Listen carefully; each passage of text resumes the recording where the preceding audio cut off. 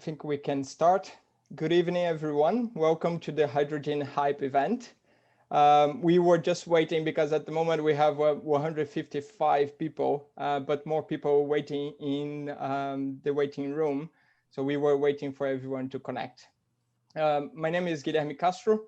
I'm part of the Young Professional Network in London. We are part of the Energy Institute, and just a quick background. I have been always passionate about renewable energy and especially solar, but recently hydrogen has piqued my attention. And this passion brought me to London 3 years ago to study my master in energy economics at UCL. And most recently, I also joined Octopus Energy, which is a UK energy supplier, as a solar specialist. I'm also a member of the YPN committee, which is bringing this event live to you.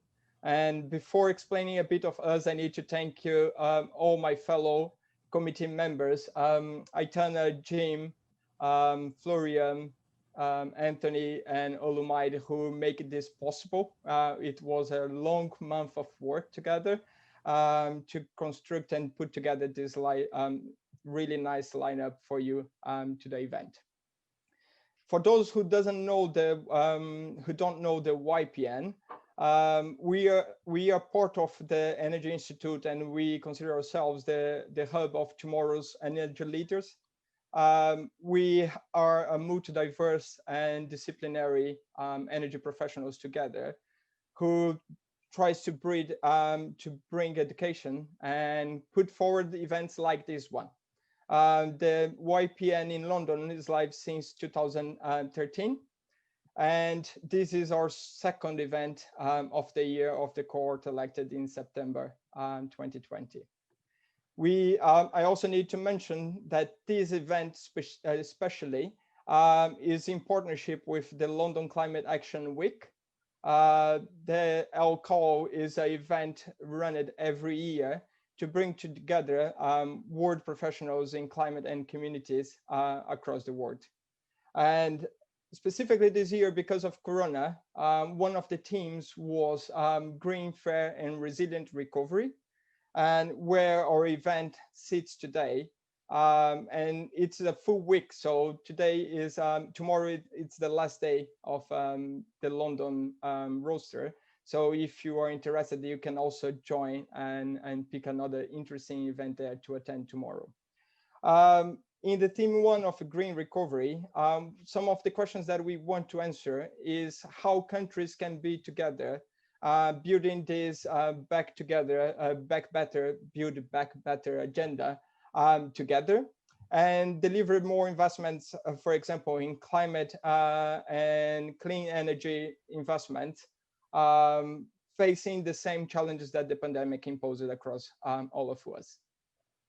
And no better team to bring today in the event than hydrogen, which has been one of the leading topics in clean energy in the green agenda of many countries, especially for those who are from the UK and has following the last 2 days, the 10 main points highlighted by our Prime Minister, Boris Johnson.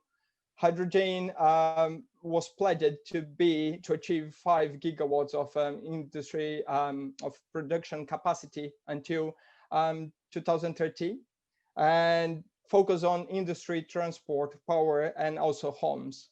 Another pledge of our Prime Minister was investments up to 500 million, aiming to develop the first full town heated by hydrogen until the end of this decade. And I think that it's also important, before we go to our speakers, to highlight that the 10 points, although one of them was hydrogen, hydrogen is also connected to many others. For example, jet zero and greener maritime achievements. So how can we make freight low carbon? And this is a really challenge industry to bring low carbon reductions, and hydrogen has a strong potential in this sector, but also carbon capture and public transportation, which hydrogen has also many interactions with.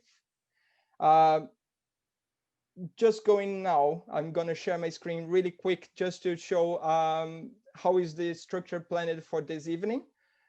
We try to create a different structure, so please keep away and keep with us, because it's the first time that we are trying this format, and we hope that all the audience enjoys the engagement that we are trying to bring here. We know that everybody is really tired of being digital for too many hours in a row, and appreciated that everybody's here, and thank you for dedicating part of your time to attend our event. So just a minute. So just basic rules for housekeeping our webinar, and keep going with everyone aware of the rules. The event is being recorded, so if you can't watch until the end and want to catch up later, the recordings will be available on our YouTube channel of the Energy Institute. All participants will have the line muted, but if you have any technical questions, our team is here and you can ask for help through the platform. And the final point is everyone will have the opportunity to make questions, and I will explain better what we proposed for the Q&A. So we are here already introducing the panel and how will be the event. The first stage of our event will be a discussion where we want to bring a divided topic by expertise. So starting with consumption and policy, going through production and finance, and also policy. The second phase will be a Q&A. So we're going to have breakout rooms divided with 2 speakers in each. And I can give more details how they will be divided in a minute. Oh, sorry. And if you are not with the last version of Zoom, we would require, please, that you update your version, because it's the only way you can see the breakout rooms feature here in the platform. We shared this in advance, but we are also understanding that not everyone could have done this in advance. So please, if you can update now, you have more than enough time. Here, I will use this session to already introduce our panelists of the night, which is a really respected lineup that we brought together, and also thanking in advance for all the 6 panelists to book some time and join us here today and support our event. The first perspective that we are bringing together is consumption and production. This stage will be chaired by my fellow committee member, Florian. And our first speaker that I want to announce is Michaela Kendall. She is CEO and co-founder of Adelan, and also UK Mission Hydrogen Champion here. We also have David Ball, Senior Vice President of Business Development for Nel Hydrogen.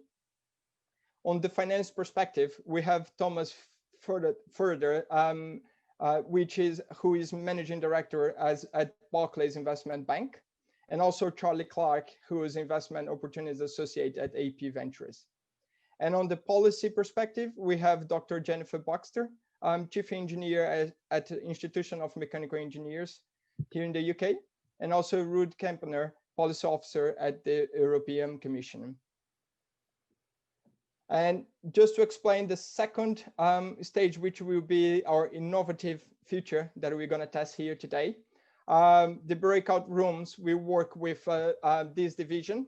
So when we go to this phase, if you want to ask a question to Michaela or Thomas, you can join room 1.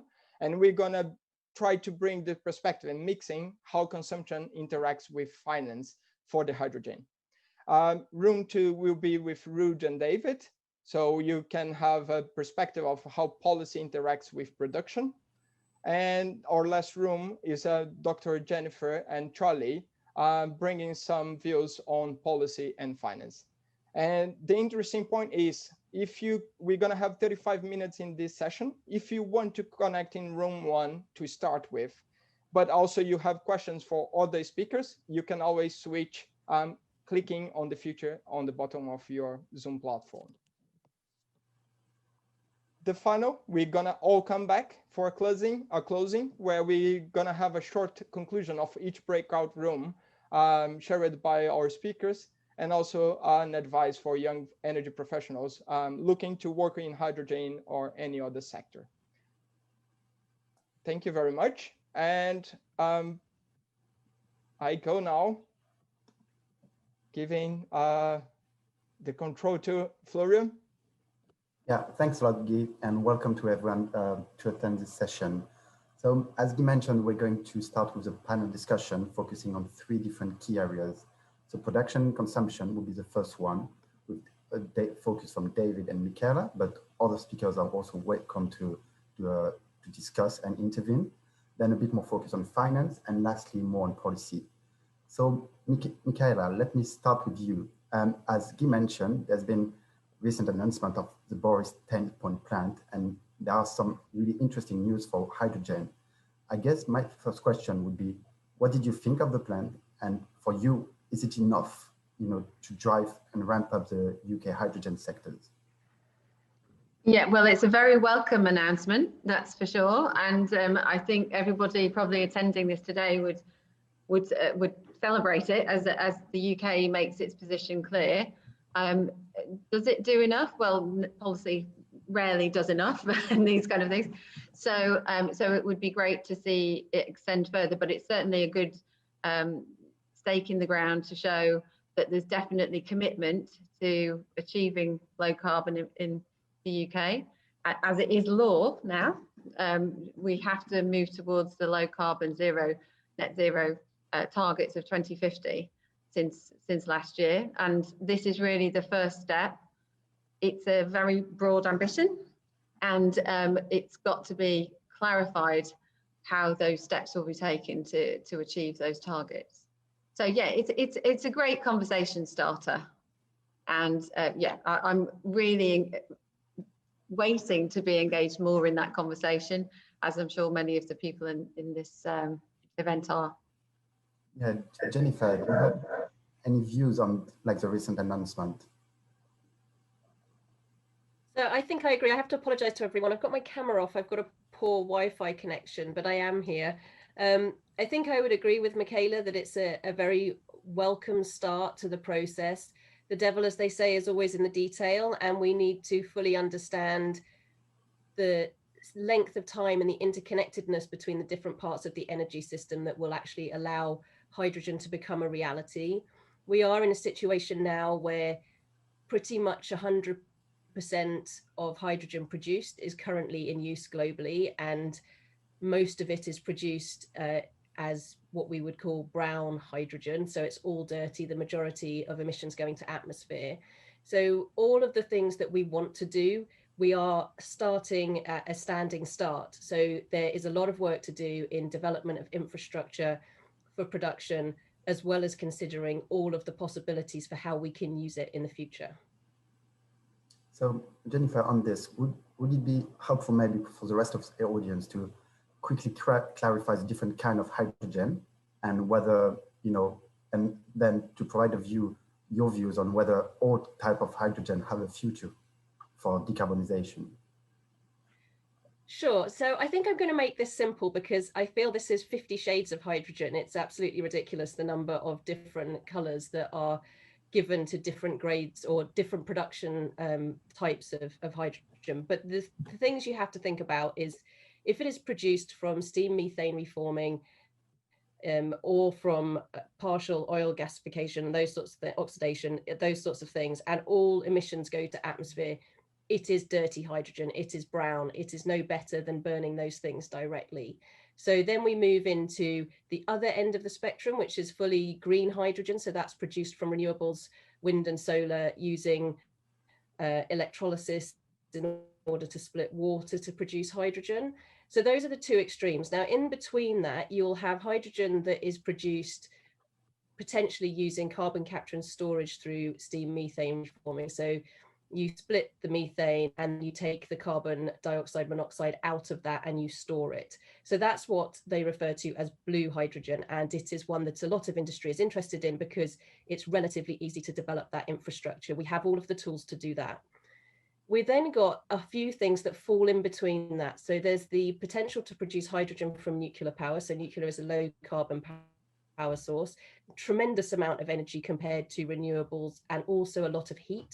So it provides the opportunity then to produce more efficient electrolysis, more hydrogen, more heat, more power. It's a great energy system on its own. And then there's also something which I believe is now referenced as turquoise hydrogen, of all things, which is the production from waste plastics through gasification. So there's an opportunity there as well. But we also do need to ensure that in all of these instances, we're looking at the wider greenhouse gas emissions that come from these processes, and they're being cleaned out of the system as well. So that's a very brief introduction, but there's lots of little bits in between that as well. So yeah, I guess the question for the panelists is, we often hear about green hydrogen from renewable electricity, but do you think that other kind of hydrogen should be considered? And the main one I have in mind is obviously blue hydrogen associated with carbon capture, because that's often quoted as, for the industry, as a way to drive down the cost of hydrogen value chain overall. So I wonder, yeah, if the panel had any views on this.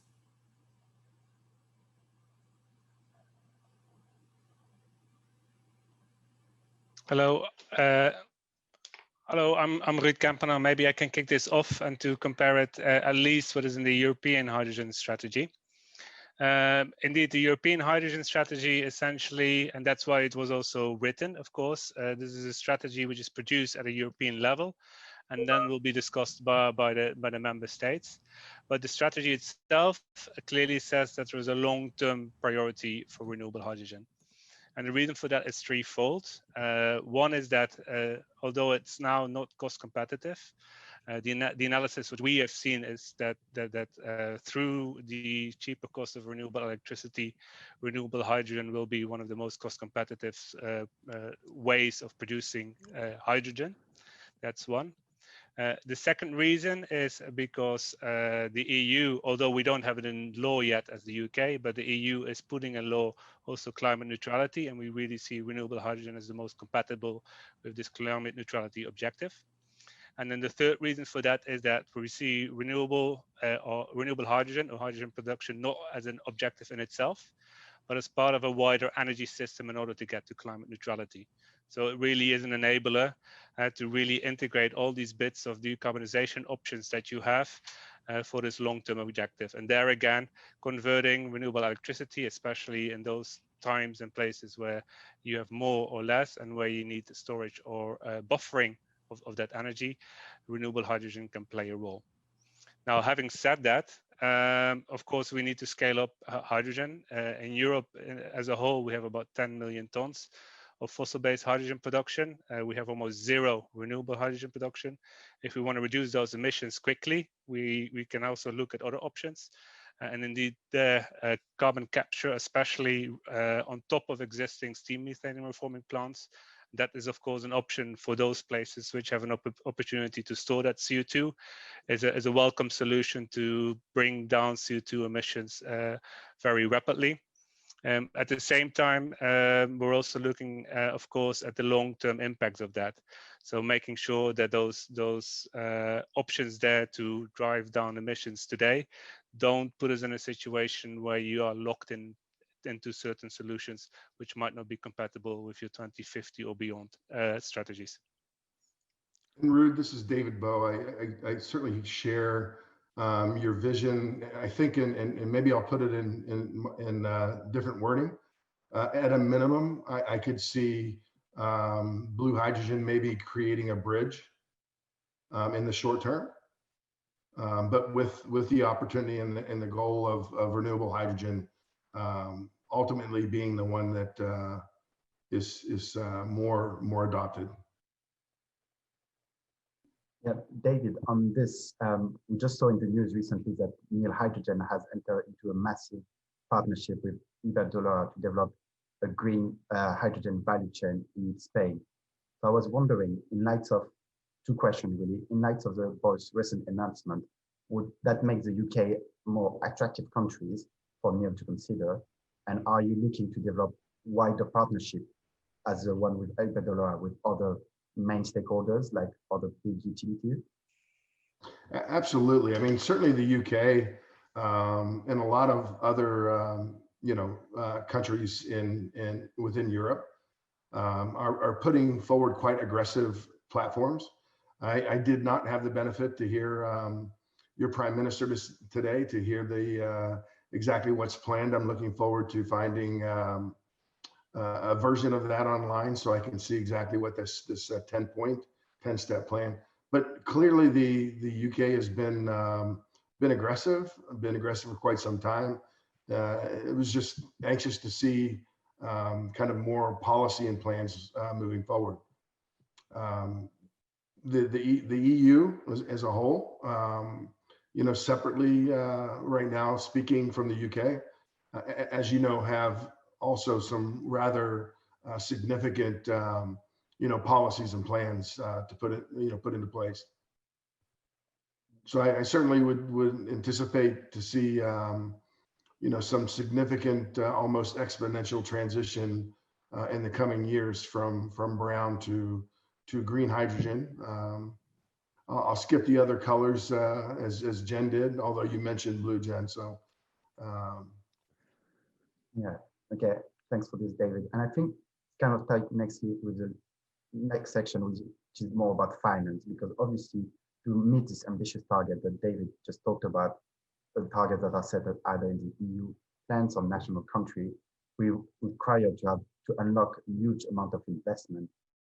So my question would be then more for Thomas and Charlie, is for you who are on the finance side, and especially for you, Charlie, on the finance side of hydrogen, what do you think is required now to unlock this investment for the hydrogen value chain? Maybe I kick-started, Thomas Fuderer from Barclays. I've been dealing with the hydrogen topic for the last year and a half or so in various shapes or forms. And I think the key is in any of those discussions, and we shouldn't forget about it. Thomas, could you speak a bit louder, please? Yeah, we shouldn't forget about it. The key in the whole hydrogen debate is, as of now, without really some subsidy regime or some quota regime, hydrogen in whatever shape or form is not competitive. So whether you talk about green, blue, whatever, you will need some sort of subsidy regime. Now, this can be tangled from two sides, and once you have that sorted out, finance, in my view, will not be an issue.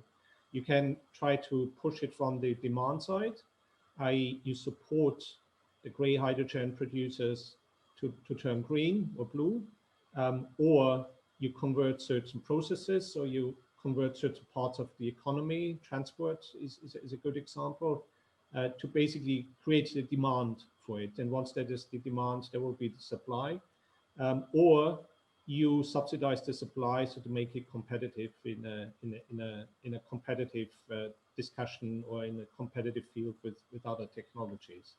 However, the key will be to actually bring it up to scale.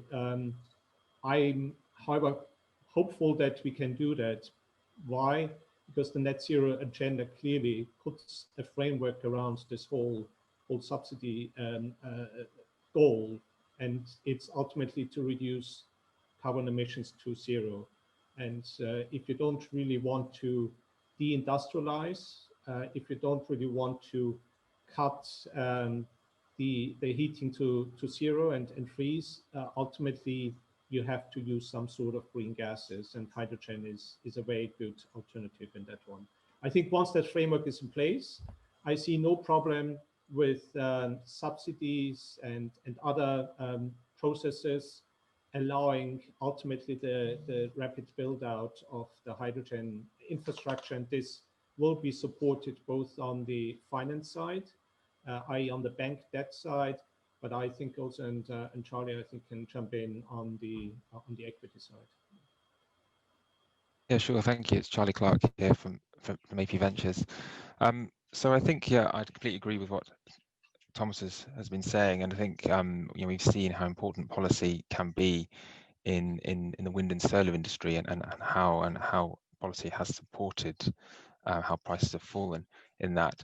I think policy is good in many levels. It provides provides a bedrock in terms of financial support at the university level, and also in terms of grant funding, and then also at kind of early stage technology level, help with commercializing technologies, getting them to market, financing pilot and demonstration plants and beyond. And some countries are better than others. The EU and the US have very good structures for this. I think what's interesting about hydrogen is that not all technology associated with hydrogen is early stage. So a lot of it is, and a lot of it is either early stage or commercializing. But there's also technology that's been around for over 100 years. I'm thinking more on the alkaline electrolysis side, and I think often banks or other financial institutions, whether it's on the project financing side, will look for mature technology before, say, financing a venture. I think what's interesting about hydrogen at the moment is you kind of have both. You have both mature technology and then also developing technology. I think also in terms of how private capital can help kind of advance the hydrogen economy and get it more kind of mainstream, as it were, is the role of having key strategic sponsors and advocates for certain technology groups. That's certainly a requirement for early stage technology in getting that to market. So we at AP Ventures, we're quite active in supporting that. We're backed by strategic capital, so investors that have a very vested interest in the hydrogen space and seeing that ecosystem develop, and being able to arrange specific opportunities for early stage companies to partner with LPs or potential co-investors that we might look to bring into the investment rounds, and then also through a wider hydrogen network is very key in enabling these kind of new and early stage technologies come to market, get those proof points, and then ultimately be in a place where they're considered bankable by larger institutions. Okay, well, thanks a lot for this, Charlie. And Ruud, I'm turning to you now. Is from what we've heard so far, like the policy is definitely critical to enable hydrogen to go from like an R&D or early commercialization stage to the wide industrialization that is required. So my question for you is, how does the EU, intend to approach this policy requirements? Is it more focused on production, on consumption, like on everything at the same time? Are there some kind of framework that the Commission is considering? Yes, indeed. This is I think it's important to understand that indeed for hydrogen, we're not looking, at least from a European Commission perspective, as being some kind of end product. No, it's part of a full ecosystem. And from that perspective, we'll have to also look at different kind of policy levers to make that ecosystem happen. First of all, I think it's interesting to mention that the Commission didn't just publish a hydrogen strategy. No, it published actually an energy system integration strategy alongside that. So it didn't look at hydrogen in isolation, but it really looked at kind of the energy system as a whole. And then, okay, what role does hydrogen play in this full decarbonization of energy system options, which includes the direct use of renewables, it includes electrification, it includes the development of renewable fuels, of green gases, etc., as well as renewable hydrogen. Now, if you look at the hydrogen strategy itself, it is actually built out of about 6 components. And within that, there are 20 action points. So I know Boris has 10, but we within our hydrogen strategy have even 20 action points. And these are different kind of policy levers which we are proposing. And these are actually put in different blocks. And I'll quickly mention them, and then we can have discussions afterwards. One block is essentially the investment block. We see hydrogen, and that was mentioned in the beginning as well, as one of the opportunities to actually bring forward some of the investments which we know we need in the future, and then help that bring forward those investments to also address recovery issues. So we have a 750 billion recovery facility, and we've actually developed specific flagship opportunities for member states to develop hydrogen projects. The second one is this demand and response. And we're actually looking at levers on both sides. So how to produce demand through quotas or through targets, while at the same time how to support production. And there we're looking at different kind of support schemes or something which is called carbon contracts for difference to really kind of push the production. The third block is infrastructure and markets. And here we see a policy lever which has to be developed as the market develops over time. Hydrogen is now used in specific applications. 95% is in the chemical industry and big industrial clusters. So now, in order to use the opportunities there to tap into that early market and replace fossil-based or grey hydrogen, that is something where you need infrastructure and market segments around that. And as it expands over time, and that's why we have also a phased approach, you have to look at infrastructure, possibly cross-border, and you have to look at markets which are becoming much more accessible to everyone, much more liquid, etc. The fourth lever is research and innovation that will need to continue as we move on. And the fifth one and the final one is international cooperation. Even though this is a European hydrogen strategy, we do think that it's critical already today to think about it more as kind of an international element and international cooperation. One critical issue there, and it is also to do with the supply and demand, is that in order to allow member states, the 27 member states, to trade hydrogen with one another, you need to be able to identify it. And therefore, we're already looking at certification of hydrogen such that the end consumer knows whether we're talking about, well, we call it renewable or low carbon hydrogen, or green or blue hydrogen, as we're calling it today here. But such certification schemes, of course, would be good. And of course, this is already happening to have those certification schemes also with other partners to ensure that if we're moving across the world to the production of these commodities, that we can actually trade them with them in confidence. Well, thanks a lot, Ruud. And I guess now I'd like to revert a little back to David and Michaela. So we've heard what would be required for the finance side to attract more investment, but looking at the other side, what do you think, both for electrolysis but also for fuel cells, what could be the key drivers that could reduce the cost to make it more competitive, aside from subsidies, for example?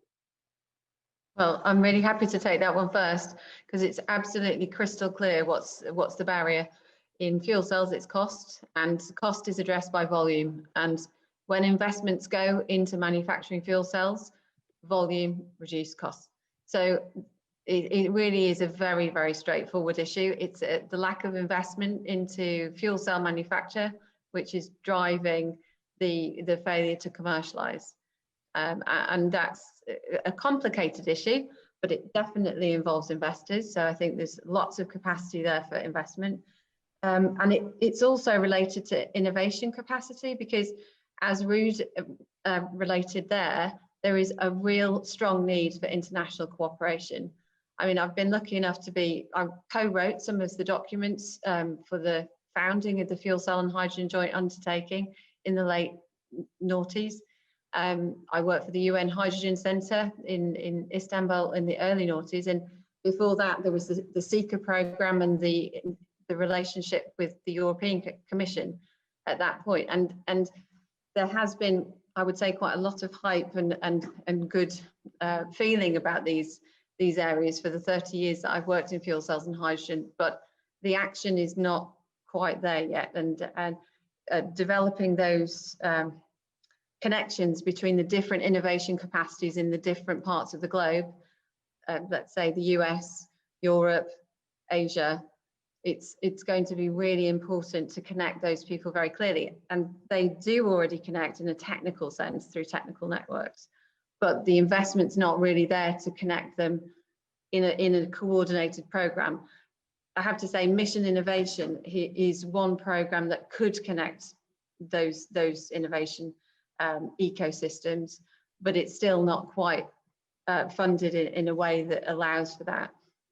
So I think there's some promising elements, nice ingredients for exploration, but it still requires that investment into the absolute mechanisms by which these technologies can work together and break down those barriers.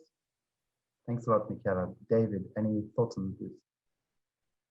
Yes, some of the very same challenges on the hydrogen production side, so on the electrolyzer versus the consumption for fuel cells.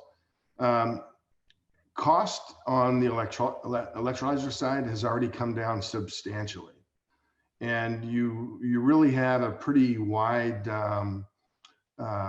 difference in the cost of the hydrogen. So kind of the TCO analysis of hydrogen on the electrolyzer side between the CapEx and the OpEx. So clearly the renewable energy assets that are growing are driving electricity costs down. But I think one of the things that could help, especially in getting things moving in some of these EU activities, is looking at that electricity cost. Again, it represents between 70 and 80% of the cost. And what we see is 60 to 70% of the cost of electricity within most EU countries is taxes or levies.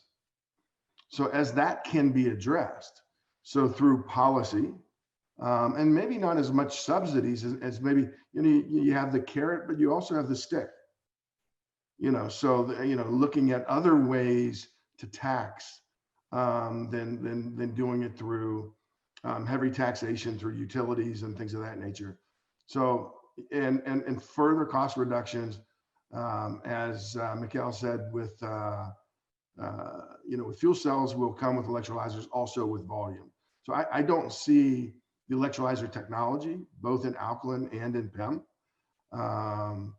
and cost of technology being a major prohibitor. It's really addressing that OpEx piece. Whether it's a blend of subsidies and some form offsetting it, with carbon taxes or things of that nature. But it is definitely, as fuel cells are, ready to scale. Yeah, they are ready to scale. The finance, as Charlie and Thomas say, is waiting.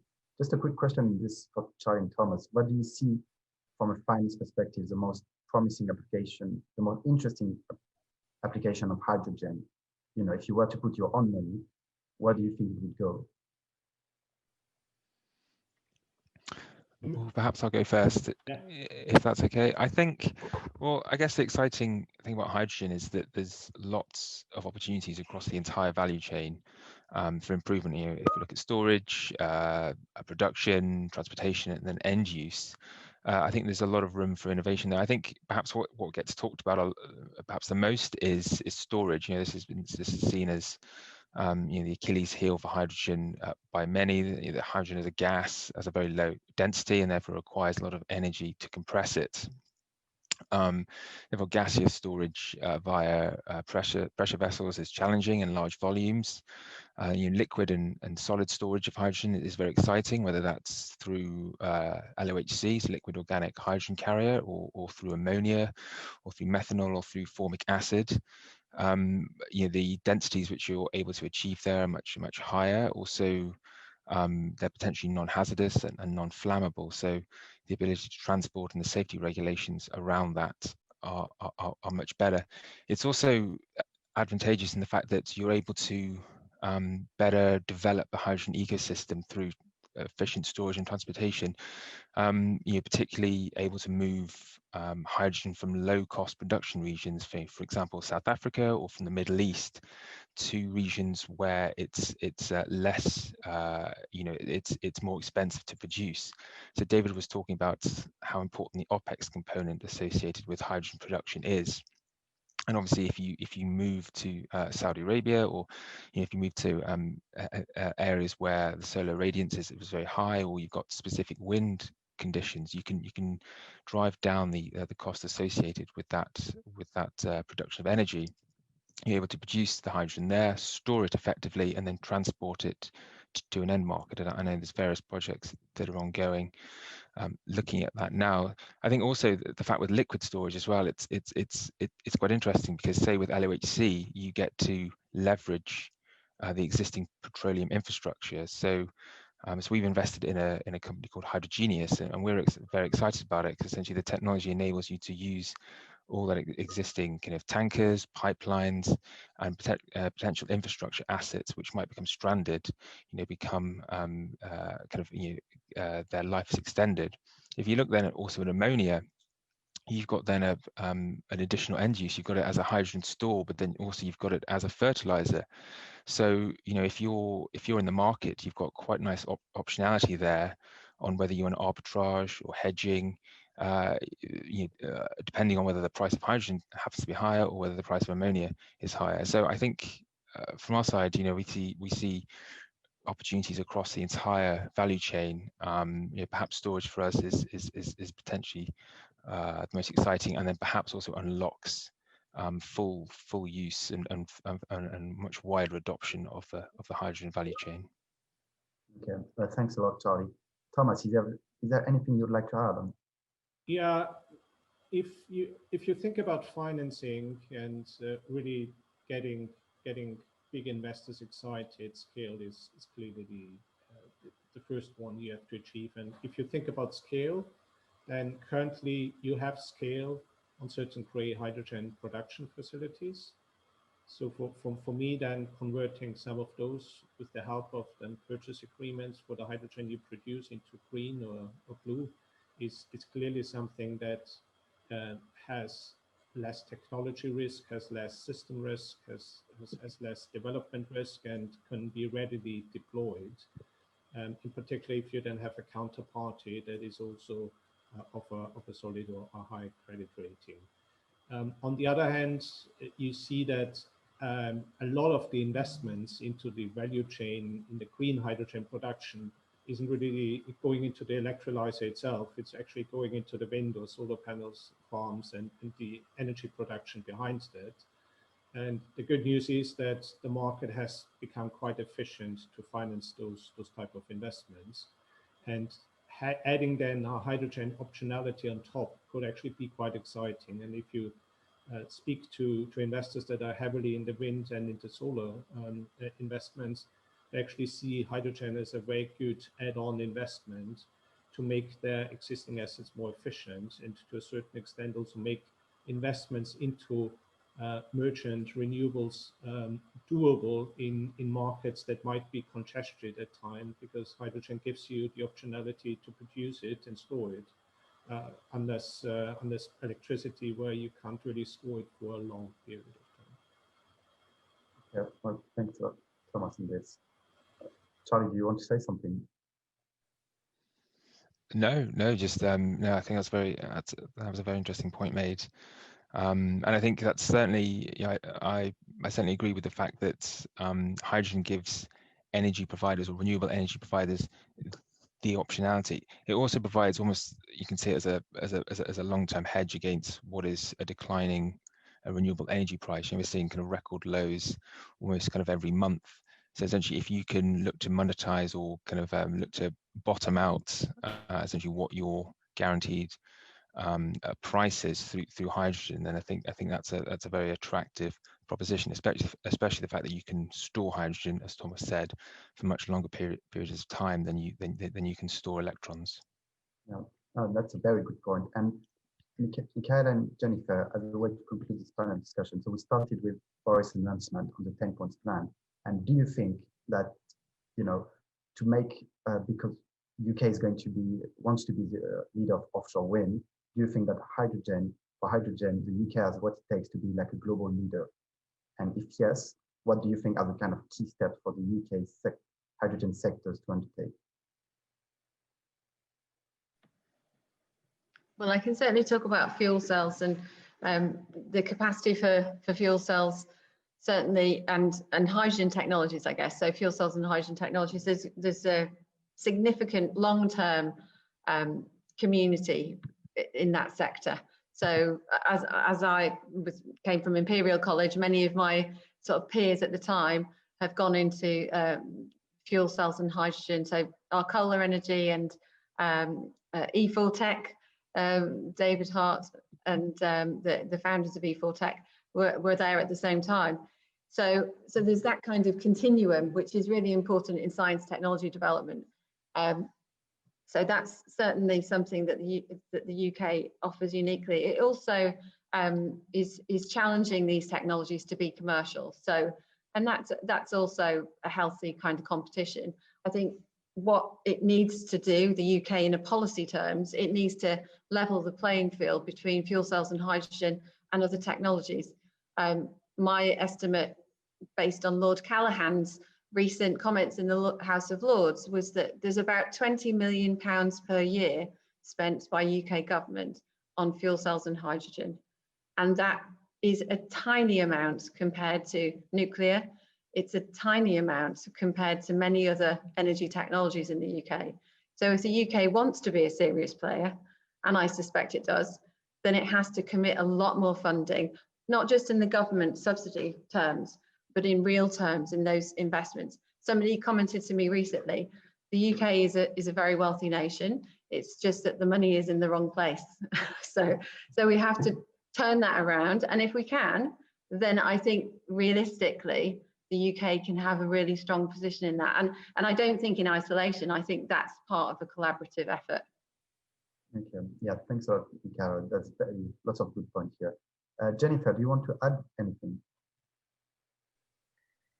So I think there's quite a lot in this question, and I think I'll draw on a couple of things. You mentioned the policy for wind power in the UK. Now, this is actually, it's not new. It was in their manifesto last year, so it isn't actually switching it up at all. It's what the Conservative Party said they would do at the general election.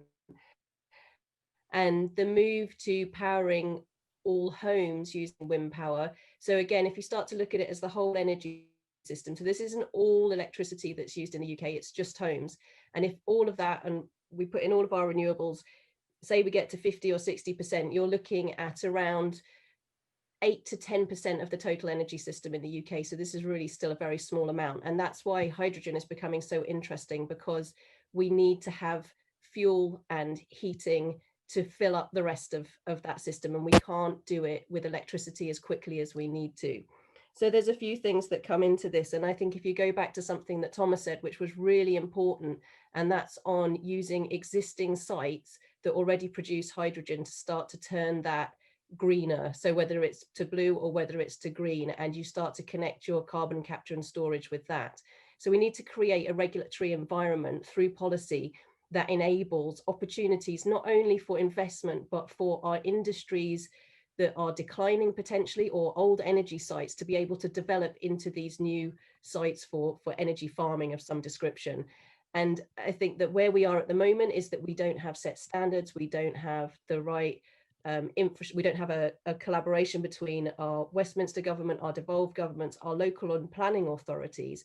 And until those positive externalities come together around some kind of technology, it's going to be very difficult, whatever the policy says, for it to become a commercial venture. So I think there's quite a lot in the question you asked, and I think it comes back to the devil is in the detail of all of these policies. Okay, well, thanks a lot, Jen, for this answer.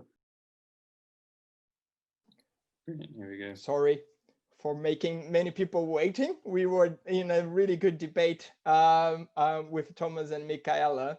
And coming back here, I believe everyone has been back already. Yeah, it just looks like we're waiting for Thomas, but there we go. Yeah, we have everyone here.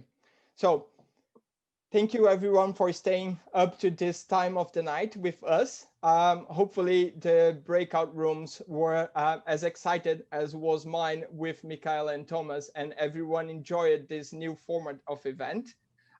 Before we wrapping up and closing, I would like to ask, we prepare like if one person per breakout room could, one speaker, could give just one, share one thought, what was about the format of the event, the questions that somebody asked there and you like it and you want to share with the broad audience that we have here.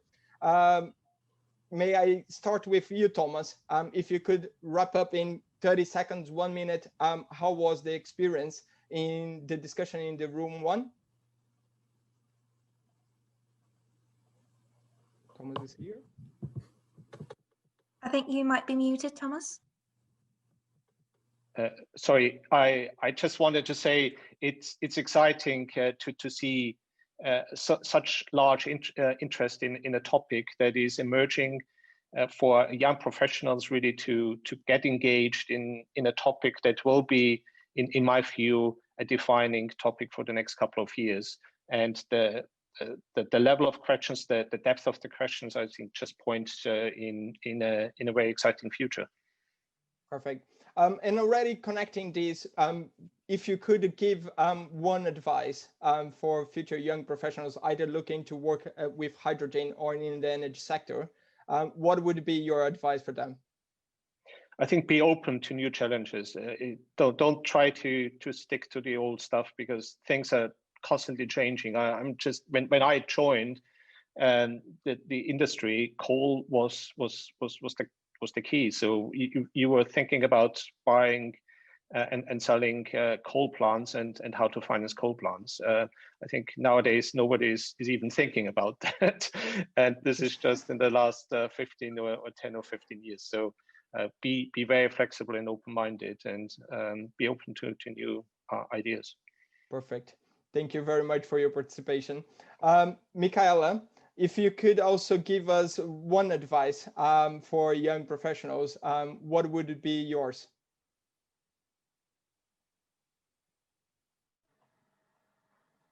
You might be on mute, Michaela. Yeah, sorry, I couldn't. It was impossible to do. The bit of advice I would give is for these, especially young professionals, is to really look at the finance of these projects and try to understand how we can finance this transition. I think everybody actually is aligned towards energy transition now. We won that argument. Now it's about how do we finance those developments, and then you can, as a young professional, you can ask your financial services provider what they're doing in this area. You can ask investors about where they're putting their money, and I think that's a really valid thing to do. At one point, I would say as well, investments into female-led businesses and female scientific areas as well, really important, and really policymakers and private investors have failed on that so far. So there's lots of scope for improvement, which would be great to see with the next generation. Thank you. Really important advice. Thank you very much, Michaela. David, I think that you were the chosen from room 2 to give a wrap up of what was most interesting in the discussion there. Could you share with us in 30 seconds, 1 minute, and also if you could follow up with your advice for young professionals in the energy sector, please? Yeah, it certainly was a very wonderful blend of focus on policy and production. A lot of wonderful questions comparing batteries to hydrogen, and again, a number of policy. It was just great to see such an amazing group come together, and I think have such a very productive day. So hats off to you and the team for this. And I would say that probably the best thing I could tell anyone that's in university now or already out and looking to where they're going to go, and if they're looking at hydrogen, come to it with a lot of energy and be prepared for a lot of change. Change is happening so fast today. Earlier in the group, I mentioned that this market is moving at a pace that's faster than in dog years. So get ready for a lot of fast running and high energy, and be prepared for a lot of change. Perfect. Thank you very much, David.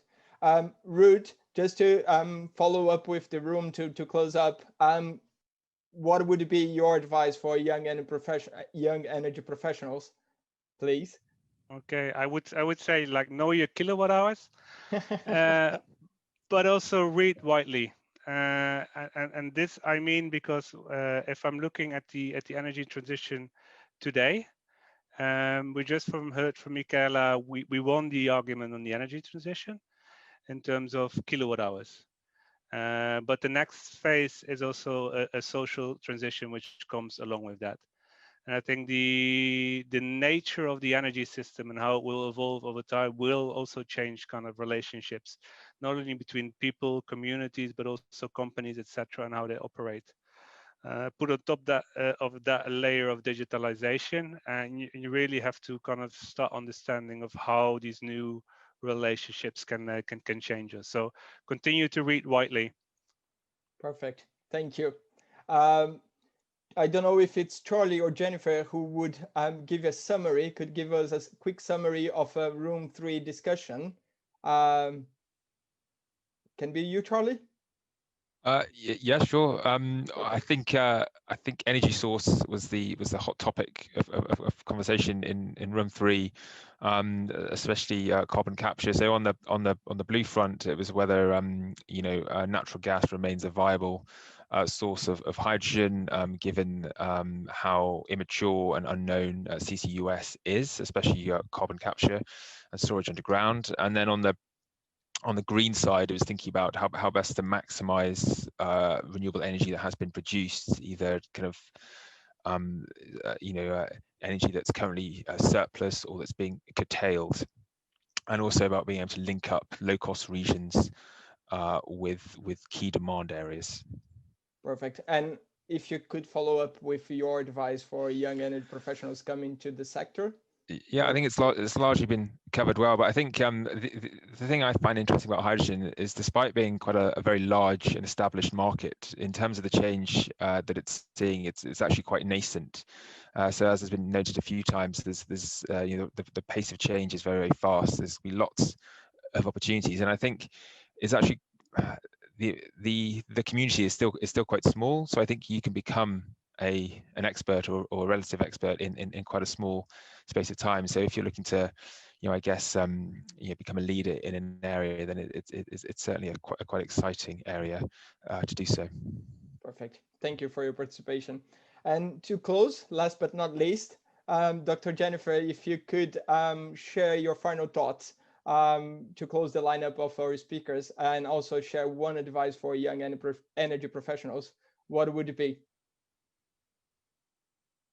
So I think I agree with Charlie that the bulk of what was said in our room was very much about how do we marry up the need for hydrogen with production and with decarbonisation. And it is a real challenge, and there's no getting away from that. But what that opens us up to is the possibilities to be involved in just so many projects. So if you're coming into the industry and this is what you want to do, yes, bring enthusiasm, but do the work. Get involved with every project that you can. It is the best time to take a risk early in your career, because if you think about it like a design of experiments, if it goes a little bit wrong, you can pick yourself up, dust yourself off, and go and do another project. So take those risks, get involved, and also communicate. It's our job in the industry to sell this to the world. We have an opportunity to really open up people's eyes to what is possible. So learn how to communicate, learn how to talk at different levels to different people on different subjects, all based around this system. So that would be my advice. But there's so much work to do, and there is so much space for everybody, so get involved. Perfect. Thank you very much, Jennifer. And also I extend my congratulations to all the speakers who did an amazing job here today. I'm sure myself and all the other audience that were here until 7:30 are leaving the event with such a great knowledge about hydrogen, but also with the clarity of the challenge that we have ahead. As any type of technology in our energy system, the contribution can be major, but we have a lot to work on to make this scaling, and also achieving the contribution for the net zero targets that the countries have, and exploiting the technology capacity in the most level that it can go. We also try to bring diversity, not only with the expertise, but also gender and everything we could put together, because this is one of the principles of our cohort of the YPN in this year. It's really important to bring this balance to the debate.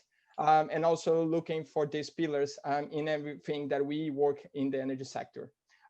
This is one of our aims as a group, and I'm sure I'm speaking in the name of all of our committee members to thank all the audience, and we hope that you enjoyed this structure.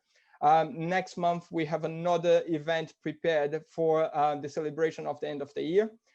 You can keep tuned in our social medias in Instagram, LinkedIn, and also our mailing list, where we're going to be announcing our ideas. And hopefully you enjoyed today. And I really thank you, everyone, for being here with us. It was a pleasure. I'm looking forward to seeing you in the next one. Have a great night. Thank you so much, everyone. Thank you, everyone.